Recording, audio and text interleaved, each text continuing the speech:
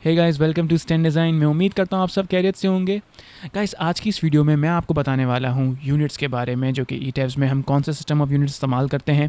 उसके अलावा grid system ईटेब्स में किस तरीके से आप एक से ज़्यादा ग्रिड सिस्टम डिफाइन कर सकते हो, ग्रिड सिस्टम को कैसे आप इंक्लाइन कर सकते हो, ग्रिड सिस्टम को कैसे आप इम्पोर्ट कर सकते हो, एंड ग्रिड सिस्टम को आप कैसे टर्न ऑफ भी कर सकते हो। सो ये सारी चीज़ें हम डिस्कस करने वाले हैं। उसके अलावा स्टोरी डेटा, ठीक है ना, स्टोरी डेटा आप किस तरह एडिट कर सकते हो, आपको स्टोरी डेटा के बारे में मास्टर स्टोरी क्या होता है, सिमिलर स्टोरी क्या होती है, सारी कॉन्सेप्ट्स आज हम डिस्कस करेंगे। और एट द एंड मैं आपको बताऊंगा कि कोड्स कि हम ईटेब्स में कोड्स क्यों डिफ़ाइन करते हैं, जो हम डिफ़ाइन करते हैं कोड्स से क्यों करते हैं, और कौन से रीजन के हिसाब से कौन सा कोड्स वैलिड है। सो हम स्टार्ट करते हैं। देखिए, ये आपके पास ईटेब्स की 19 वर्जन की स्क्रीन है। अच्छा, मैं 19 वर्जन क्यों इस्तेमाल कर रहा हूँ, क्योंकि 19 वर्जन जो भी इंडस्ट्री में लोग हैं उन्होंने सजेस्ट किया है कि ये बग फ्री है एंड लेटेस्ट भी है। सो इसीलिए हम ईटेब्स 19 वर्जन इस्तेमाल करेंगे। अगर आपको नहीं पता किस तरह इंस्टॉल करना है तो मेरी इंस्टाग्राम के पेज के ऊपर मैंने रील्स अपलोड की हुई है, उसका लिंक मैं डिस्क्रिप्शन बॉक्स में दे दूँगा।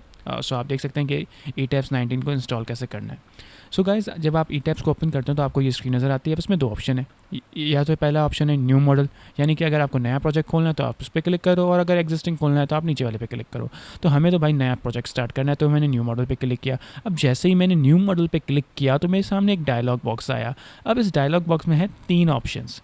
2 वाले काम के नहीं है, शुरू वाले 2 जो है ना वो बिल्कुल काम के नहीं है, मैंने तो कभी इस्तेमाल नहीं किया। टू बी ऑनेस्ट, इतने अरसा हो गया मुझे ईटेब्स चलाते हुए, हमेशा हम तीसरा ही ऑप्शन इस्तेमाल करते हैं। वो इसीलिए क्योंकि इसमें हम चीज़ें खुद डिफाइन कर रहे होते हैं। देखिए, आपको अब यहाँ पे पूछ रहा है कि आपको कौन से सिस्टम ऑफ यूनिट्स में काम करना है। तो देखिए, मैं जो हूँ, क्योंकि अब मैं जो हूँ पाकिस्तान में हूँ, और पाकिस्तान में चलता है ACI कोड। तो ACI कोड में जो सिस्टम होता है वो कौन सा सिस्टम होता है, FPA सिस्टम, यानी कि इम्पीरियल सिस्टम। तो मैं US कस्टमरी सिलेक्ट करूँगा, क्योंकि US कस्टमरी मतलब इम्पीरियल सिस्टम। और मैट्रिक SI जो है दुबई में चलता है, इंडिया में चलता है, इसके अलावा UK में चलता है। सो मैट्रिक SI उनके लिए, ठीक है ना। और कुछ ऐसी कंट्रीज़ होती हैं जहाँ पर मैट्रिक MKS, ये सिमिलर टू मैट्रिक SI है, बस थोड़ा डिफरेंट होता है। आप खुद एक्सप्लोर कर सकते हैं। जैसे कि यहाँ पर अगर आप कोई लोड एंटर करते हैं, एरियल लोड एंटर करते हैं, तो वो आप किलो न्यूटन पर मीटर स्क्वायर में एंटर करेंगे MKS इसमें SI में, और इधर KGF पर metre square something like this में एंटर करेंगे, ठीक है ना। तो ये थोड़ा फ़र्क होता है। तो मैंने तो ये 2 इस्तेमाल किए हैं, US कस्टमरी और मैट्रिक SI। ये तो मैंने कभी इस्तेमाल नहीं किया तीसरा वाला सिस्टम ऑफ यूनिट्स, ठीक है ना। सो ये यूनिट्स के बारे में मैंने आपको बता दिया। अब स्टील सेक्शन डेटाबेस आपको पता है, या आपने पढ़ा भी होगा स्टील टेबल। जब आपने स्टील स्ट्रक्चर किया होगा तो आप डिज़ाइन करते होंगे जब मेंबर को, किसी भी बीम को, तो आप सेक्शन सेलेक्ट करते होंगे, तो वही टेबल आपको याद होगी। तो ये उस टेबल का जिक्र है यहाँ पर, ठीक है ना, AISC 14। अब स्टील डिज़ाइन कोड क्या है, देखिए ये जो कोड्स यहाँ लिखे हुए हैं ना, ये डिज़ाइन कोड्स हैं। देखिए, 2 तरह के कोड्स होते हैं, एक होते हैं डिज़ाइन कोड्स, एक होते हैं लोडिंग वाले कोड, जिसमें से आपको लोड्स पता चलते हैं, जिसको हम बोलते हैं बिल्डिंग कोड, ठीक है ना। तो ईटेब्स में हम डिफ़ाइन करते हैं कि हम कौन से डिज़ाइन कोड, कि हमारी जो डिज़ाइन होनी चाहिए वो एज़ पर किस कोड होनी चाहिए। मतलब इन शॉर्ट हम ये बता रहे होते हैं ईटेब्स को कि जो ये कोड लिमिट्स देता है उसके हिसाब से चेक करना, सही है ना। अब जो दूसरा पार्ट है ना कोड्स का, बिल्डिंग कोड्स, वो बेसिकली क्या है, वो मैं बताता कि लोडिंग कितनी अप्लाई करनी है, ठीक है ना। तो वो हम मैनुअली एंटर करेंगे, उस कोड को देखते हुए हम मैनुअली वैल्यूज़ एंटर करते हैं लोडिंग की, सही है ना। तो हमारे पास 2 टाइप्स के कोड होते हैं। एक होता है जनरल बिल्डिंग कोड, जो कि लोडिंग बताता है कि किस चीज़ के ऊपर कितना लोड आना चाहिए, यानी कि स्टेयर्स के ऊपर कितना लोड आना चाहिए, कितना लाइव लोड आना चाहिए, टैंक के ऊपर कितना लाइव लोड आना चाहिए। तो ये सारी चीज़ें बताता है बिल्डिंग कोड्स, यानी जो कि है AS 716, ठीक है ना, CE 716। और ये जो है, ये steel design code, concrete design code, ये आपको बताता है कि आपको डिज़ाइन करना किस तरीके से। तो हम यहाँ पर ईटेब्स में ये डिफ़ाइन करते हैं। तो स्टील का मैंने आपको बता दिया सेक्शन डेटाबेस के हवाले से। स्टील डिज़ाइन कोड, अब स्टील डिज़ाइन कोड हमारे पास AISC 36016 चल रहा है, जो लेटेस्ट है। और कॉन्क्रीट डिज़ाइन कोड ACI 31819, यानी कि ये बेसिकली क्राइटेरिया बताता है कि किस क्राइटेरिया के हिसाब से ईटेब्स को डिज़ाइन करना है हमारी बिल्डिंग को। याद रखिएगा, ईटेब्स से बिल्डिंग्स को डिज़ाइन करता है, सही है। इनके इसके नाम में ही आता है ना, extended 3 dimension analysis of building system. So ये चीज़ का ख्याल रखिएगा, ठीक है ना। तो लेटेस्ट हमारे पास ACI 3189 है। सो आई होप आपको क्लियर होगी चीज़ें। अब हम क्लिक करेंगे ओके। अब देखिए, मेरे पास यहाँ पर कुछ ऑप्शंस हैं, मैं आप सब ऑप्शंस को एक करके डिस्कस करता हूँ। देखिए, पहला ऑप्शन है कि ग्रिड का। अब ग्रिड में आपके पास 2 ऑप्शन यहाँ पे दिए हुए हैं, ठीक है ना। पहला ऑप्शन दिया हुआ है कि अगर आपकी ग्रिड्स के दरमियान जो स्पेसिंग है वो इक्वल है, यानी कि A और B ग्रिड के दरमियान भी 24 फीट स्पेसिंग है और बी और सी के दरमियान भी 24 फीट स्पेसिंग है, तो आप पहला वाला ऑप्शन सेलेक्ट करें। लेकिन अगर आपकी अनइक्वल स्पेसिंग है ग्रिड्स के दरमियान, और हमेशा ऐसा ही होता है कि ग्रिड्स के दरमियान जो स्पेसिंग होती है वो अनइक्वल होती है, तो आप ये सेकंड वाले ऑप्शन पे क्लिक करेंगे। तो पहला वाला ऑप्शन को थोड़ा अगर डिस्कस कर लूँ तो ये number of grids in x direction कह रहा है, तो मतलब ये बोल रहा है कि आपकी वर्टिकल ग्रिड्स कितनी आएंगी। पहला ऑप्शन बोल रहा है कि number of grids in grid lines in x direction, मतलब कि वर्टिकल ग्रिड्स आपको कितनी चाहिए। लेट्स से मैं कहता हूँ मुझे वर्टिकल ग्रिड्स चाहिए 5, और ये पूछ रहा है number of grids lines in Y direction, तो ये मुझे पूछ रहा है आपके पास आपको हॉरिजॉन्टल ग्रिड्स कितनी चाहिए, तो मैं एंटर कर देता हूँ मुझे हॉरिजॉन्टल ग्रिड्स चाहिए 3। अब ये पूछ रहा है कि जो आपकी वर्टिकल ग्रिड है उनके दरमियान स्पेसिंग कितनी होनी चाहिए। मैंने कहा उनके दरमियान स्पेसिंग रखो 12, और जो मेरी हॉरिजॉन्टल ग्रिड्स है उनके दरमियान स्पेसिंग रखो आप 24 ही, और मैं अब इसको कर देता हूँ ओके, ठीक है। सो आप देख सकते हैं कि मैंने वर्टिकल डायरेक्शन में कितनी ग्रिड्स डिफाइन की थी वो आ गई हैं, वो 12 फीट पे मैंने की थी, और हॉरिजॉन्टल डायरेक्शन में हमने 3 की थी, जो कि हमारी 3 आ गई हैं। सो इस तरीके से अब मैंने आपको बता दिया कि यूनिफॉर्म ग्रिड स्पेसिंग कैसे देते हैं। अब मैं आपको कस्टम ग्रिड स्पेसिंग के बारे में बताऊँगा, लेकिन क्या हम दोबारा से प्रोजेक्ट इनिशिएट करें? नहीं यार, हम सिंपली जा सकते हैं एडिट में, और ये आपके लिए बहुत अच्छा ऑप्शन है। कभी भी आपको अगर अपनी ग्रिड्स को चेंज करना है तो आप जाएँ एडिट में जाकर आप जाएँ edit stories in grid system में, ठीक है ना। अब यहाँ से अब यहाँ पर देखें आपको कितने ऑप्शन मिल जाते हैं ग्रिड्स के हवाले से, कि मैंने जैसे कि आपको बताया था कि आप एक से ज़्यादा भी ग्रिड सिस्टम डाल सकते हो। तो अगर आपको नया ग्रिड सिस्टम डालना है तो आप simply add new grid system पे क्लिक करो, ठीक है ना। अगर आपको एग्जिस्टिंग वाला, क्योंकि अभी तक एक ही बना हुआ है और इसमें आपको अगर मॉडिफिकेशन करनी है तो मॉडिफाई शो ग्रिड सिस्टम पर क्लिक करो, सही है ना। तो ये आपके पास आ गई। अब यहाँ पर देखें, अब यही जब आप वहाँ पर कस्टम ग्रिड सिस्टम खोलते हैं ना, कस्टम ग्रिड सिस्टम को खोलते हैं ना, तो आपके पास यही डायलॉग बॉक्स ओपन होता है, ठीक है। अब यहाँ पर देखें 2 ऑप्शन हैं, ठीक है ना। पहला ऑप्शन जो है वो display grid data as ordinate, और दूसरा ऑप्शन है display grid data as spacing. अब देखें इनमें फ़र्क क्या है। ऑर्डिनेट मतलब कि आपका जो डिस्टेंस मेजर होगा वो ओरिजिन से मेजर होगा, यानी कि ग्रिड A to B अगर 6 है और B to C जो है वो 8 है, B और C के दरमियान 8 फुट का डिस्टेंस है, तो C पर जो वैल्यू होगी ना वो कितनी होगी, 6 + 8 यानी कि 14 होगी, सही है ना। ऐसा सीन होगा। तो हम मोस्टली जो जाते हैं ना वो हम जाते हैं डिस्प्ले ग्रिड डेटा स्पेसिंग, क्योंकि हमने यही देखा होता है कि ग्रिड्स के दरमियान स्पेसिंग प्लान में मेंशन होती है, ठीक है ना। तो हम ये सेकंड वाला ऑप्शन क्लिक करते हैं, सही है ना।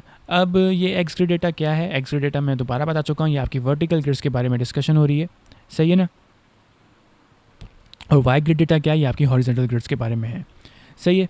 तो मैं जैसे कि अब यहाँ देख लें, ए और बी के दरमियान कितनी है, 12 फुट स्पेसिंग है। बी और सी के दरमियान कितनी है, 12 फुट है। सी और डी के दरमियान कितनी है, 12 फुट है। डी और ई के दरमियान कितनी है, भी 12 फुट है। अब मैं इसको चेंज कर देता हूँ कि भाई डी और ई के दरमियान जो है ना वो मुझे चाहिए, तुम दे दो मुझे 20 फुट। अब आप देखिएगा वहाँ मैं अब ये चेंज करूँगा, वहाँ चेंज हो जाएगा। और मैं यहाँ कहता हूँ कि ये जो हॉरिजॉन्टल ग्रिड्स के दरमियान स्पेसिंग है ना, कि भाई 1 और 2 के दरमियान जो स्पेसिंग हो वो कर दो 60 और उसको 24 ही रहने दो। अब ये चेक कर लीजिएगा चेंजेस जो मैंने किए हैं। तो ये देखें, ये डी और ई के दरमियान 20 फुट हो गई और 1 और 2 के दरमियान जो हो गई हमारी 60 फुट स्पेसिंग हो गई। सो इस तरीके से आप एडिट कर सकते हैं अपने ग्रिड सिस्टम को। तो और भी ऑप्शंस हैं ग्रिड सिस्टम में, वो भी एक्सप्लोर करते हैं। तो हम गए कहाँ पर, edit storage and grid system.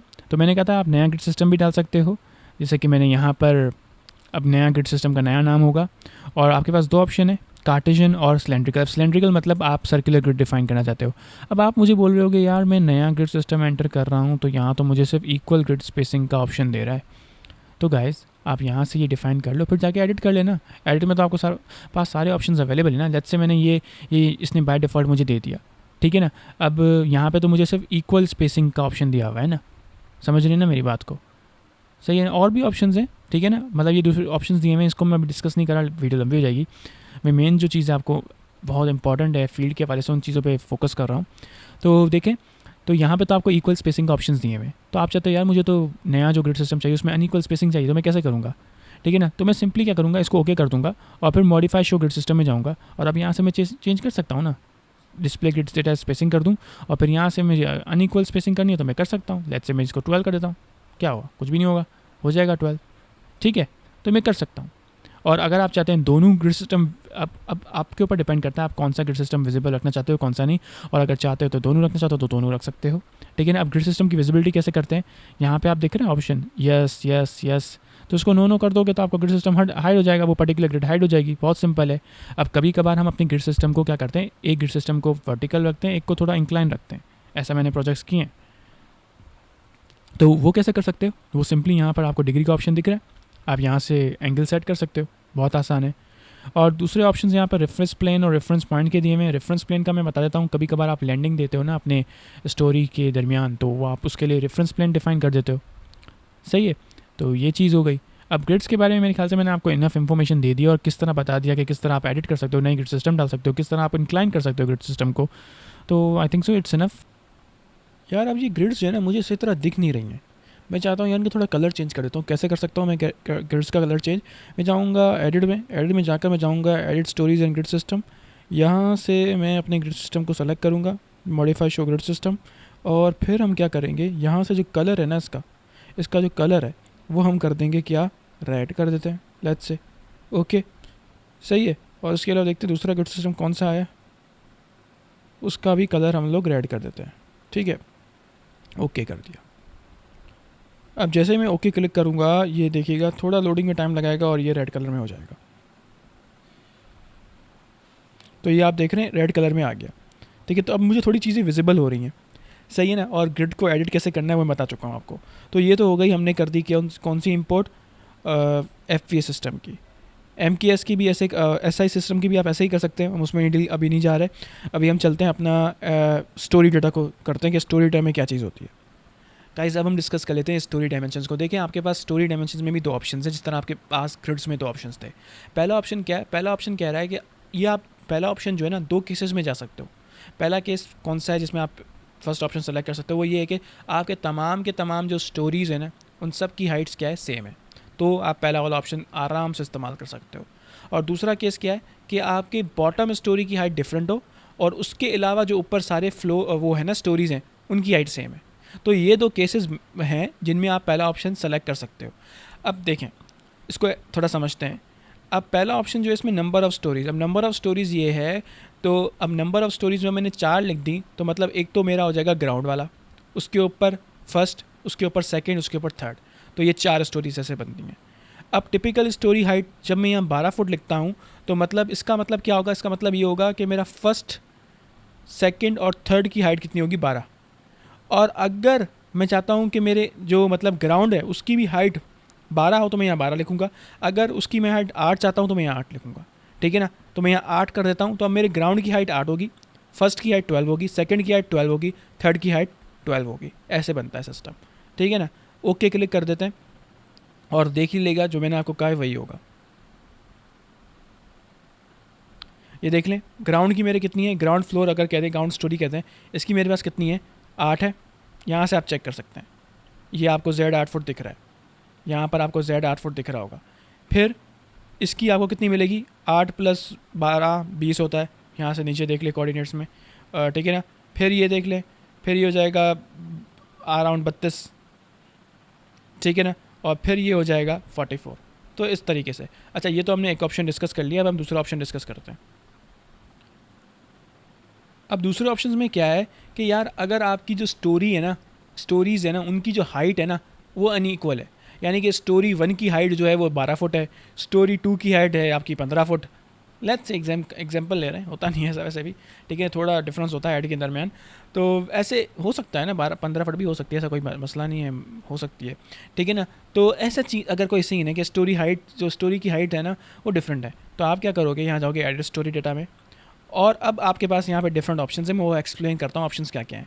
Guys ये हमारे पास डिफरेंट ऑप्शंस हैं, मैंने ये स्क्रीन इसीलिए खोल दी है क्योंकि आपको समझने में आसानी हो।